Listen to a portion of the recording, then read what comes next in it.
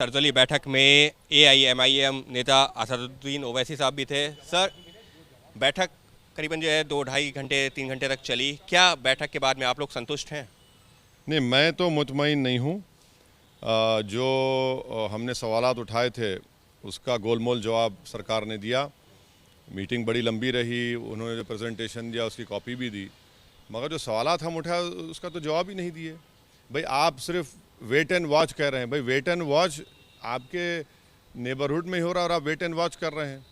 अगर हमारे पास contingency plan नहीं था, हमने अमेरिका पर बहुत ज़्यादा हमने भरोसा किया, और जब ब्लिंकन आए थे आज से 1 महीना से कम टाइम में, तो पार्लियामेंट में जयशंकर साहब ने स्टेटमेंट दिया कि US and India are on the same page on Afghanistan. अब भाई ग्रीन जोन से जब अमेरिका निकल जाता है, भारत को नहीं कहता है, और हम अपने एम्बेसी के स्टाफ को निकालना चाहते हैं, अमेरिका हमको सिक्योरिटी प्रोवाइड नहीं करता। चिनोक्स अमेरिका के पास हैं, तो हमको बड़ा एयरक्राफ्ट C-17 जिसको कहते हैं वो लाना पड़ा, अमेरिका वो भी नहीं देता। तो क्या कोऑपरेशन है आपका US से? और फिर अगर आप सैंक्शन कमेटी का चेयरमैन भारत है, तो तालिबान के 100 लीडर को डेजिग्नेटेड टेररिस्ट करार दे दिया गया है, तो क्या भारत उनको डी-डेजिग्नेट करेगा? और अगर नहीं करेगा तो फिर क्या वो भूल गए कि यही हक्कानी नेटवर्क, हमारे एक डिप्लोमेट को काबुल में एम्बेसी में बम ब्लास्ट में उसकी मौत हुई थी। और अगर नहीं करते तो फिर आप UAPA में करेंगे क्या? UAPA लॉ में टेररिस्ट ऑर्गेनाइज करते हैं।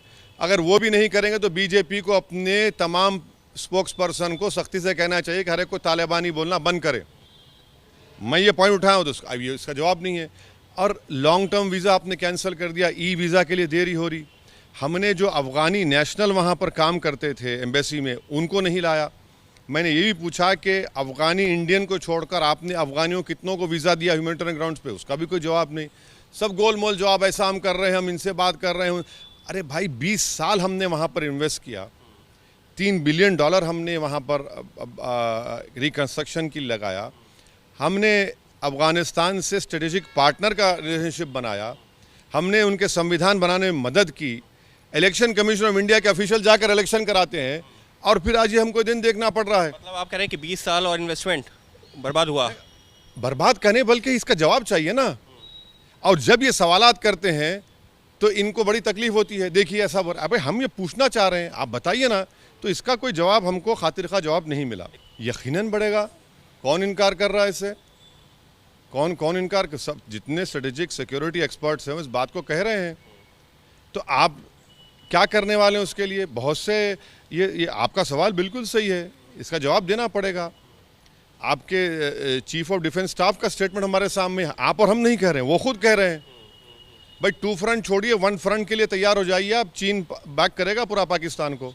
तो ये तो है ना, ये सब तब्दीलियाँ होंगी, और इस पर देखिए क्या होता है। सर, एक सवाल और कि रेस्क्यू ऑपरेशन जो चलाया जा रहा है, क्या उसको लेकर के जो सरकार ने जवाब दिया है, क्या उससे जो है आपको लगता है कि हाँ सरकार ने जो कदम उठाए हैं वो सही है?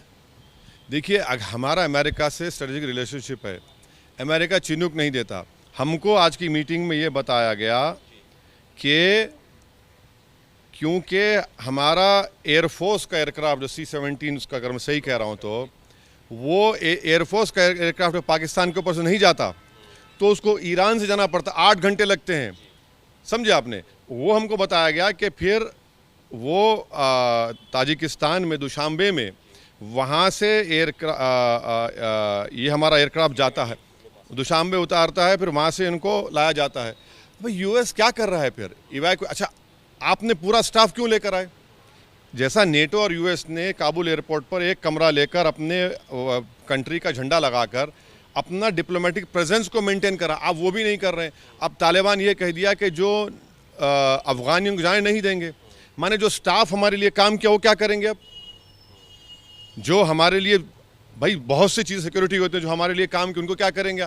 तो इसका जवाब ही नहीं है इनके पास। कि नहीं, ये ज़रूर कहा कि हम कदम उठा रहे हैं, वेट एंड वॉच की पॉलिसी है, लेकिन असदुद्दीन ओवैसी का कहना है कि जब आपके पास में पहले से जानकारी थी और इस तरीके की जो तस्वीरें आ रही थी, तब आपने उस दौरान क्या किया, और अब आगे की क्या नीति है उसको लेकर के इसके बाद भी कई सारे सवाल अभी भी अनसुलझे हैं, जिनका जवाब नहीं मिला है। कैमरा पर्सन मनोज कुमार के साथ अंकित गुप्ता, ABP न्यूज़, दिल्ली।